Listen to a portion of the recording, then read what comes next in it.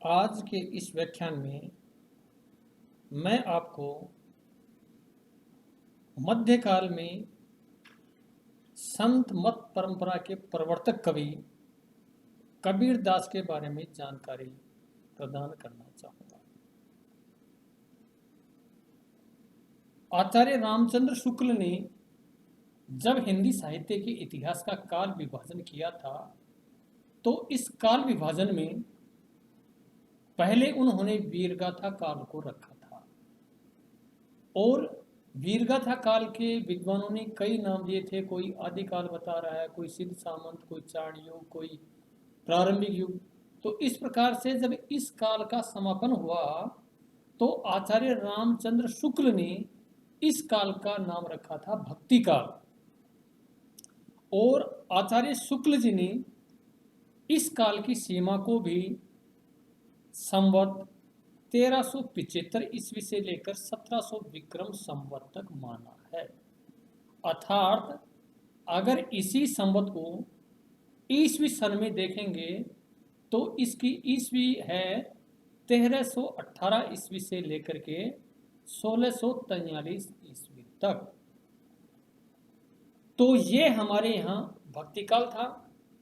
और आचार्य रामचंद्र शुक्ल ने यह भी कहा है कि जब ये काल था, वीरगाथा काल था, लड़ाई झगड़ों का काल था, युद्धों का काल था, तो उस काल के बाद में अचानक हमारे हिंदी साहित्य में भक्ति काल क्यों आया।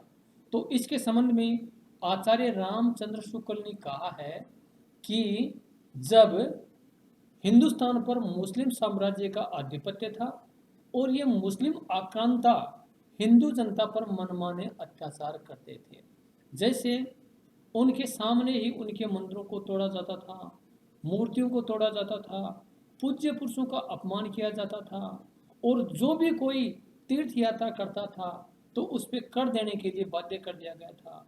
तो आचार्य शुक्ल ने कहा कि अपने पौरुष से हताश जाति के हृदय में वो स्थान बचा ही नहीं था कि वो ऐसी परिस्थिति में न तो अपने वीरता के गुणगान कर ही सकते थे और न बिना लज्जित हुए सुन ही सकते थे। तो आचार्य शुक्ल ने कहा कि ऐसी परिस्थितियों में आदिकाल के बाद में हमारे हिंदी साहित्य में भक्ति काल आया। तो भक्ति काल को भी यानी विद्वानों ने दो भागों में इसको बांटा था, निर्गुण काव्य परंपरा और दूसरी थी सगुण काव्य परंपरा। तो निर्गुण काव्य परंपरा के भी यानी हम दो भेद कर सकते हैं, एक संत काव्य परंपरा, दूसरी है सूफी काव्य परंपरा। और सगुण काव्य परंपरा को भी अगर दो भागों में बांटें तो हम कह सकते हैं कि इसमें राम काव्य धारा और कृष्ण काव्य धारा ये बड़ी ही महत्वपूर्ण मानी जाती है। तो संत काव्य परंपरा के प्रवर्तक कवि हैं वो हिंदी साहित्य के इतिहास में कबीर दास को ही माना जाता है।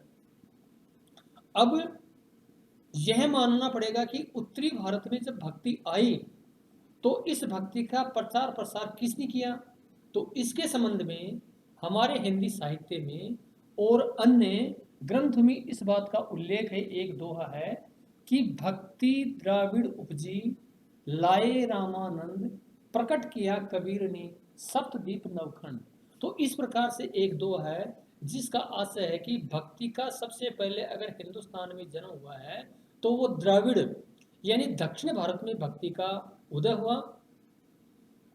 भक्ति द्राविड़ उपजी लाए रामानंद। और दक्षिणी भारत में जो भक्ति का प्रचलन हो गया था, जो इसकी मान्यताएं स्थापित हो चुकी थी, उसको उत्तरी भारत में लाने का श्रेय रामानंद जी को है, जो कि कबीरदास के गुरु थे।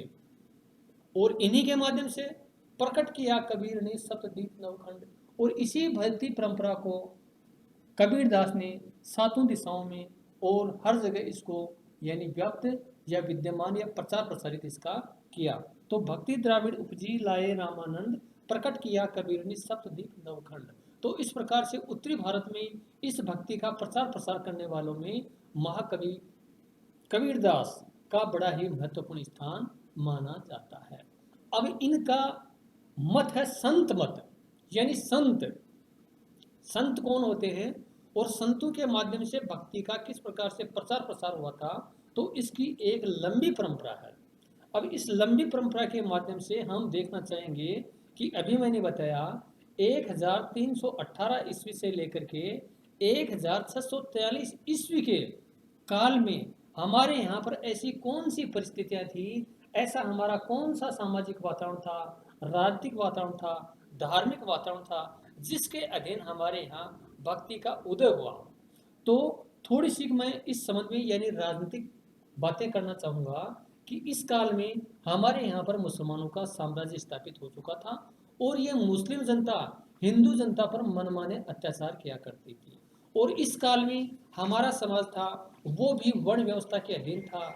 हमारे समाज में चार वर्ण थे, उसमें जातियाँ थी, उपजातियाँ थी। अगर इन वर्णों को देखा जाए तो सबसे पहले इसमें ब्राह्मण थे, क्षत्रिय थे, वैश्य थे और शूद्र थे। यानी इस वर्ण व्यवस्था में देखें तो 3 वर्गों की स्थिति तो बहुत ही अच्छी और सुदृढ़ थी, लेकिन चौथा जो वर्ण था शूद्र वर्ग, उसकी स्थिति बहुत ही निम्न स्तर थी। और उसमें भी यानी जात पात है, आडंबर है, भेदभाव है, पाखंड है, रूढ़िवाद है आदि में यानी अपना समाज दबा पड़ा था। तो ऐसी परिस्थिति में जब संतों का आगमन हुआ तो संतों ने सबसे पहले इनको समाज की जो जात पात थी, छुआछूत था, भेदभाव था, कुरीतियाँ थी, पाखंड थे, आडंबर थे, उनको मिटाने का प्रयास किया। और इस परंपरा में हमारे हिंदी साहित्य में संत परंपरा में यानी कबीरदास जी का बड़ा ही महत्वपूर्ण स्थान माना जाता है।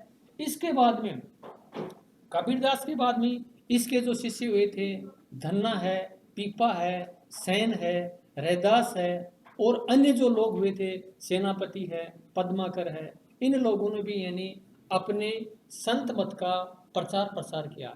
संतों में इस बात को मान्यता प्रदान की जाती है कि अगर भगवान को प्राप्त करना है तो वो भगवान यानी सृष्टि के कण कण में विद्यमान है।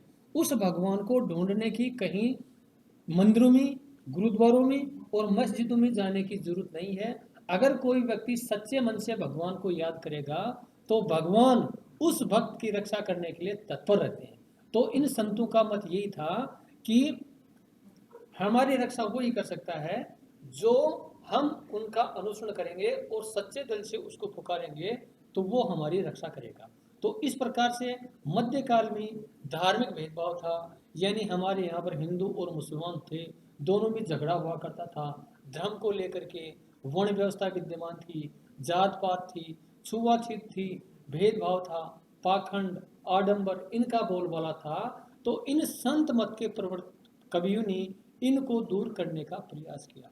जैसे मान लीजिए इन्होंने कुरीतियों को दूर करने का प्रयास किया। हिंदू लोग थे वो यानी छापा है, तिलक है, माला है, मुंडन है आदि में विश्वास करते थे। तो इन्होंने हिंदुओं को आड़े हाथों लिया और हिंदुओं को फटकारा कि तुम्हारे मूर्ति पूजा से क्या होता है। अगर मूर्ति पूजा से सब कुछ होता है तो सबसे पहले यानी सभी लोग अगर मूर्ति पूजा करने लग जाएं तो भगवान उनको प्राप्त हो जाएगा। तो इस संबंध में इन्होंने हिंदुओं को फटकारा, हिंदुओं को कहा कि कांकर पाथर जोरी के, मुसलमानों को भी आड़े हाथों लिया। हिंदुओं को उन्होंने कहा पाहन पूजे हरि मिले तो मैं पूजूं पहाड़, तांते तो चाकी भली पीस खाए संसार। तो इस प्रकार से उन्होंने हिंदुओं का विरोध किया जो मूर्ति पूजा में विश्वास करते थे, पत्थर की पूजा में विश्वास करते थे। तो उनका एकदम से खुले मन से सब विरोध किया। और इसी प्रकार से इन्होंने मुसलमानों को भी आड़े हाथों लिया, मुसलमानों को भी फटकारा कि अगर रात हनत हैं गाय रोजा, मतलब इस प्रकार से यानी रात में यानी गायों को काटते हैं, मारते हैं, उनका मांस खाते हैं और दिन में रोजा रखते हैं, तो उनसे क्या भगवान प्राप्त किया जा सकता है। तो ऐसी विकट परिस्थिति में इन्होंने समाज के दो दोनों धर्म थे, दोनों धर्म को फटकारा और उन्होंने इस बात को साबित किया कि जन्म से व्यक्ति समान है, उसके साथ में भेदभाव करना बुरी बात है। अगर व्यक्ति ने जन्म ले लिया है तो न कोई वो जन्म से हिंदू है, न कोई मुसलमान है, न उनकी भी जात पात होना चाहिए, बल्कि वो सभी ईश्वर की संतान है और इसमें आगे तो सभी एक समान होने चाहिए। और ऐसे यानी प्रचार प्रसार करने वाले संत काव्य परंपरा के प्रवर्तक कबीरदास जी के बारे में कहा जाता है कि सिकंदर लोदी ने उन पर बड़े ही मनमाने अत्याचार किए थे। सिकंदर लोदी का समय भी यानी मनमाने अत्याचार किए थे और इनका समय 1488 ईस्वी से लेकर 1517 ईस्वी तक था और कबीरदास भी इसी समय हमारे यहाँ पर विद्यमान थे। कबीर भी जन्म इनका कहते हैं कि विधवा ब्राह्मणी के गर्भ से हुआ था और निरुद्दीन और नीमा और निरुनी इनका पालन पोषण किया था और कहा जाता है कि इनके एक पुत्र और पुत्री भी था जिसका नाम कमाल और कमाली था। कहते हैं कि जब कबीर की मृत्यु हो गई तो मृत्यु होने के बाद में हिंदू और मुसलमान उनके शव को लेकर के लड़ने झगड़ने लगे। हिंदू बोले कि हम सबको जलाएंगे और मुसलमान बोले हम दोनों को इनको दफनाएंगे। तो ऐसी स्थिति में कहा जाता है कि कबीर का सब फूलों का ढेर बन गया और हिंदू और मुसलमानों ने उन फूलों के ढेरों को आधा आधा करके इसको जलाया और दफनाया। तो इस प्रकार से यानी कबीर जो जन्म से विधवा ब्राह्मणी के गर्भ से पैदा हुए थे, संस्कार उनको मुस्लिम धर्म से मिले थे। तो इस प्रकार से हिंदू और मुस्लिम यानी दोनों धर्मों के गुण इनमें विद्यमान थे, लेकिन उन्होंने कभी जात पात, छुआछूत, भेदभाव, पाखंड, आडंबर आदि को नहीं माना और इनका विरोध किया। अब कहते हैं कि कबीर हिंदी साहित्य के इतिहास में बहुत ही प्रसिद्ध थे। उनकी रचनाएं है ना आज भी हमारे लिए बहुत ही प्रेरणा स्रोत रही हैं। तो कबीर की रचनाएं थी, इनमें कबीर की वाणी थी, कबीर गौरव की गोष्ठी थी, साखी, बीजक, रेखता, महमूद बोध, ब्रह्म निरूपण, विचारमाला, विवेक सागर, शब्दावली, हंस मुक्तावली, इस प्रकार से यानी कबीर की बहुत सारी रचनाएं थी। और इन रचनाओं में अगर इनके दर्शन को देखा जाए तो वो कहते हैं कि भगवान सृष्टि के कण कण में विद्यमान है। जैसा उन्होंने एक दोहे के माध्यम से समझाया है कि तेरो साईं तुझ में ज्यों पोपन में बास, किस्तूरी का मिर्ग भी फिर ढूंढे खास। तो इस प्रकार से उन्होंने भगवान को प्राप्त करने के लिए कहीं जाने की और मूर्ति पूजा करने का इन्होंने समर्थन नहीं किया, बल्कि वो कहते हैं कि अगर सच्चे मन से कोई भक्त उनका नाम स्मरण करेगा तो वो भगवान उनकी जरूर से जरूर सहायता करेंगे। इसी प्रकार से उन्होंने भगवान से मिलने के लिए बहुत ही विरह को सहन किया था और वेदना की तीव्रता का एक उदाहरण इस प्रकार से देखा जा सकता है कि वो भगवान से मिलने के लिए एक विरह से संबंधित दुआ उन्होंने कहा है, आंखड़ियां जाही पड़ी पंथ निहारी निहारी, जी बड़ियां छाला पड़ा नाम पुकारी पुकारी। यानी अपने इष्ट को प्राप्त करने के लिए उनकी नेत्रों में यानी आंसू बहने लगे।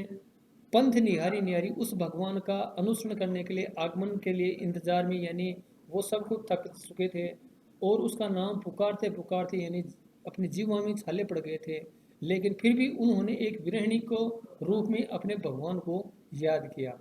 तो इसी प्रकार से उन्होंने कहा भी था, दुल्हन गाहू मंगलाचार, हमारे घर आए हूँ राजा राम प्रताप। तो इस प्रकार से इन्होंने यानी हिंदी साहित्य में रहस्यवाद के माध्यम से अपने को यानी राम की बहुरिया मानते थे और बहुरिया के माध्यम से ये संदेश देना चाहते थे कि इस संसार में राम के अलावा मेरा कोई भी नहीं है। और वो राम कौन है? सृष्टि के कण कण में विद्यमान घट घट वासी हैं। उसे ढूंढने के लिए कहीं जाने की जरूरत नहीं है, बल्कि वो सभी में व्याप्त है। तो इसी प्रकार से उन्होंने समाज सुधार और समाज सुधार के बारे में इन्होंने यानी अभी मैंने बताया छुआछूत है, भेदभाव है, पाखंड है, आडंबर है आदि का यानी घोर विरोध किया और सभी को इन्होंने समान माना। अब काव्य की दृष्टि से अगर इनका काव्य देखा जाए तो निरक्षर होते हुए भी कबीर ने एक एक अंग पर सैकड़ों साखियों की रचना की। उन्होंने ज्ञान, भक्ति, योग, वैराग्य, हठ योग आदि दुर्लभ विषयों को लेकर के बहुत सारा लिखा इन्होंने। उनके काव्य में भावात्मकता और रसात्मकता का भाव है। उनका काव्य सत्यानुभूति और ज्ञान की गंभीरता से संपन्न है। काव्य सौंदर्य के बाहरी आधार जैसे छंद हैं, अलंकारों के प्रति उनका कोई पूर्वाग्रह नहीं था। कबीर की भाषा को खिचड़ी या सधु कड़ी कहा जा सकता है। जिसमें राजस्थानी है, पंजाबी है, ब्रज है, अवधी है, भोजपुरी है और खड़ी बोली आदि के शब्दों का प्रयोग मिलता है। तो इस प्रकार से कबीरदास का साहित्य संत परंपरा का एक बहुत ही अच्छा साहित्य मान सकते हैं और कह भी सकते हैं कि उनके काव्य में भाव पक्ष और कला पक्ष ठीक है और साहित्य की दृष्टि से उनका स्थान मध्यकालीन संत कवि में बड़ा ही महत्वपूर्ण है। तो आज के इस व्याख्यान में मैंने आपको कबीरदास के बारे में, उसकी रचनाएं हैं, उसके रहस्यवाद है, उसका दर्शन है, उसकी रचनाएं हैं, इसके बारे में आपको जानकारी दी। बस आज इस व्याख्यान में इतना ही। धन्यवाद।